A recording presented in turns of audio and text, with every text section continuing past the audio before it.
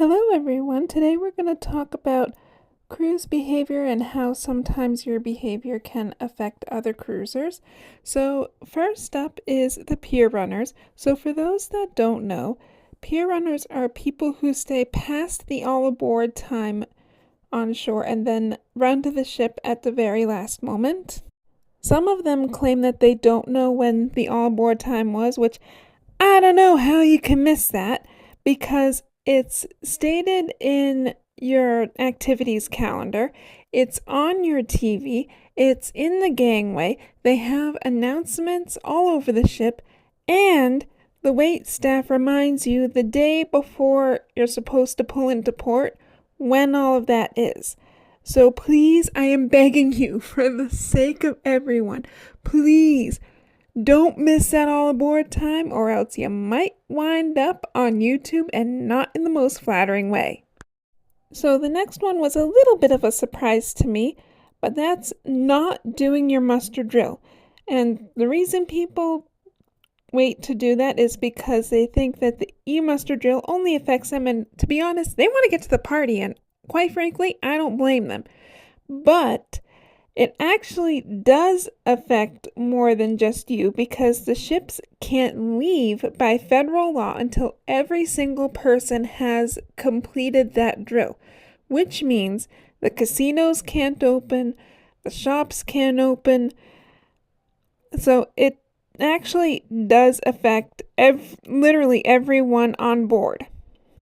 The way to fix that is to do the muster drill as soon as you can. It literally takes 5 minutes, especially with the e-muster drills. If your cruise ship has that, you can even do that before you even set foot on the ship.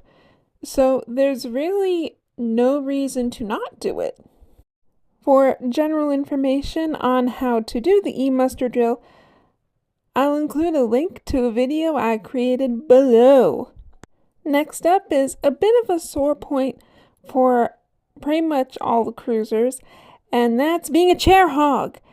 Now, a chair hog is someone who puts their things on a lounge chair, leaves for several hours to do other things throughout the ship, and basically ties up the chair for the whole time. Now, the cruise lines are cracking down on this, but the general verdict is it's okay to leave your belongings to take a dip in the pool, go get something from the bar, use the restroom if you need to. But when it gets to be like a half hour, oh, please remove your things and don't save chairs for other people. There's plenty of seating. So next up is the elevators. Now I understand you're super excited about where you're going. You can't wait to get to the Windjammer. But if you don't let the people off that are already on the elevator, it's going to cause pretty much a traffic jam, and then nobody's pretty much getting off. Especially the people in the back who have probably been waiting for quite a while to get to their destination. So it's better just to wait for everyone who is currently on the elevator to get off, then get on. Next up is the theater. Now, I know we're all super excited to see what shows the cast has put together, and that's awesome. However, being loud is kind of a distraction to them, and I know this from being a performer myself. It's very easy to get distracted when you're on stage.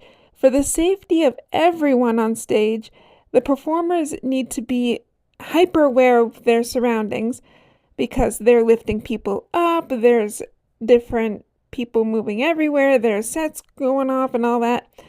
So things like cell phones can be really super distracting. So using cameras with flash in particular can be super dangerous, and if you're talking on your cell phone, that is definitely a no-no. That is considered very disrespectful. Performers are also distracted by latecomers. If latecomers try to push their way to the front of the house or the auditorium, this may mean that the passenger who arrived on time now misses part of the show. If you do happen to have to be late, try to enter the house when there's a break in the musical numbers. And if you do happen to arrive late, please get a seat in the back. If you absolutely have to get a front row seat, please arrive early to the show. Finally, we have your shore excursions and arriving late to them. Now, the issue here is that people who are not cognizant of the time with the shore excursions and actually being in the meeting place are holding up passengers who did arrive on time. Best advice is to just arrive early to the meeting place. Your meeting place and time is clearly outlined in your ticket, which will be delivered to your room the night before. All right, that's what I got for now. Seasoned cruisers, is there anything I missed? I'd love to hear your thoughts in the comments below. And if you find this video helpful, informative, anything like that, please hit the like and subscribe buttons below. And as always, bon voyage!